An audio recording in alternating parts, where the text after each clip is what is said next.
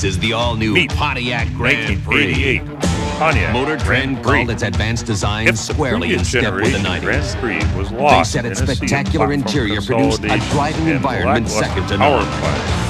They Pontiac said where the new stood Grand in front Prix of an really stands out opportunity is to its recapture handling. a clear They picture like it of so what much, made they a named Grand it the Prix the unique 1988 package Motor it Trend once Car was. of the Year, the hot new While the new Pontiac W-body Grand Prix. GP bore no visual or mechanical resemblance to their legendary ancestors, they once again did fit into the market in the same way these old ones did, and attracted the same sort of performance-oriented buyers that these ones did.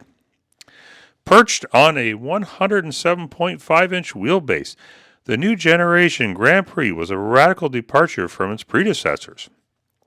The only thing the new car shared with any other GP was the name. In addition to being the first front-wheel drive model ever, the 88 GP was the first of its kind to feature a fully unibody construction. All previous incarnations used separate body-on-frame construction. Four-wheel independent suspension and four-wheel disc brakes were now available on this car. And four-wheel disc brakes were actually quite something at the time, considering that most vehicles during this period still used rear drum brakes.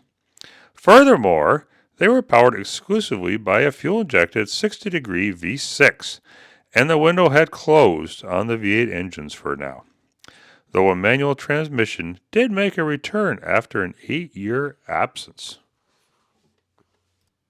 This car was quite technologically advanced for its time, from its buttons that you would see all over the steering wheel to the digital dash that was actually standard at the time, and the really cool looking seats that were actually somewhat similar to the Pontiac Bonneville at the time, which I also really liked.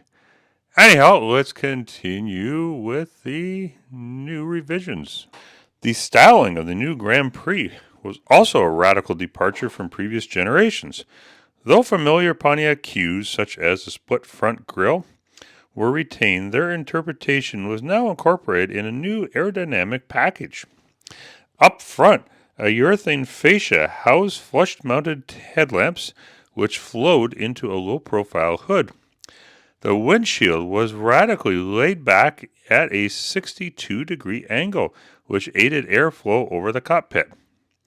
The roof was a semi-fastback design, and the rear deck was noticeably shorter than in previous editions, yet trunk space was not adversely compromised.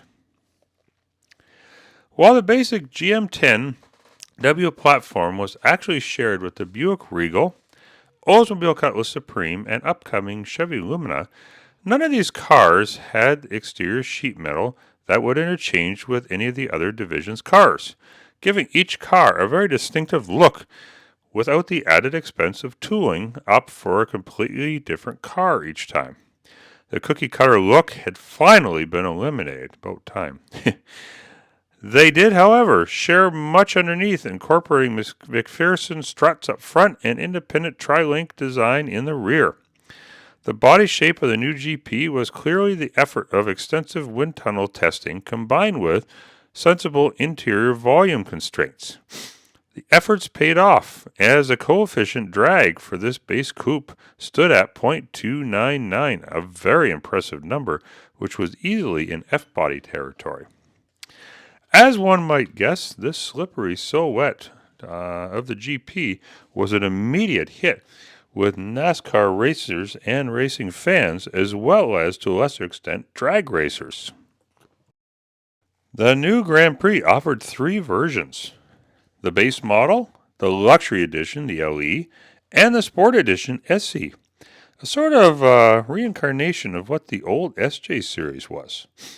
The SE was easily distinguishable from the base and LE models by virtue of its monochromatic paint scheme, ground effects, and color-keyed wheels, which provided for an aggressive stance. It was a credit to the GM Design Center that the SE's aero package actually fleshed out the look of the car. Without it, other Grand Prix models kind of looked a bit understated and kind of lackluster, but not too bad, really. Inside, the new generation GP bore no resemblance to its ancestors. The base car came with a bench seat, 60/40 split, or an optional bucket seats. The LE had split bench standard. Both versions had LCD electronic instruments clusters standard, with analog gauges actually being an optional feature now, and a rear seat for 3 passengers. The big difference here, also in the interior, was that the SE came standard with air bladder adjusted articulated reclining cloth bucket seats with leather covering optional. Now the real story here is the rear seats were also bucket seats, and quite comfortable at that, with seating though just for 2, with a folding rear console. I honestly, this was actually a really neat thing at the time that they did with that seat that really set it apart from other cars of its time. They also had rear seat access down the middle in these cars, so if you were carrying skis or 2x4s, then you would be able to fit them into the trunk. On the mechanical side, the new GP only had one engine available. It was a 2.8-liter multi-port fuel-injected V6 that was a member of the 60-degree V6 family, first introduced in GM X cars for the 1980 model year. This was actually quite a popular engine. It was in quite a few GM cars at the time. It was very durable and very reliable. However, not the most powerful engine in the world. It only produced 130 horsepower at 4,800 RPMs with 160 foot-pound of torque. It was mated with a 4-speed automatic transmission or a 5-speed manual if the SE was ordered. Now, this was a bit of a good thing too. It provided a little more power for the engine because at the time, a lot of cars still had 3-speed automatics. So the extra gear did provide for a little bit extra performance anyhow. The automatic was optional on the SE. The powertrain did not make a true high-performance experience out of the car, but first-year offerings of cars often do this, as they'll change the exterior interior of the car and wait to upgrade the powertrains the next year. However, nevertheless, Motor Trend magazine was sufficiently impressed with the Grand Prix's overall package to proclaim it Car of the Year for 1988.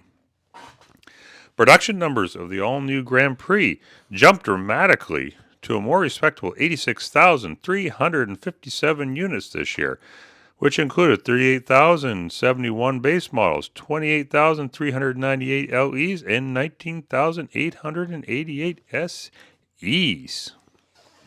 So that was the 1988 model year for the Pontiac Grand Prix. This was a very exciting year for the car as it got new sheet metal and a total redesign from where it had been before. GM finally moved away from the cookie cutter designs that kind of had plagued this car for most of the 1980s. And although the V8 engine was dropped from the lineup there, 1989 will see some exciting new powertrains introduced. So stay tuned to the channel as we explore that and many other changes in the next video. Thank you for watching.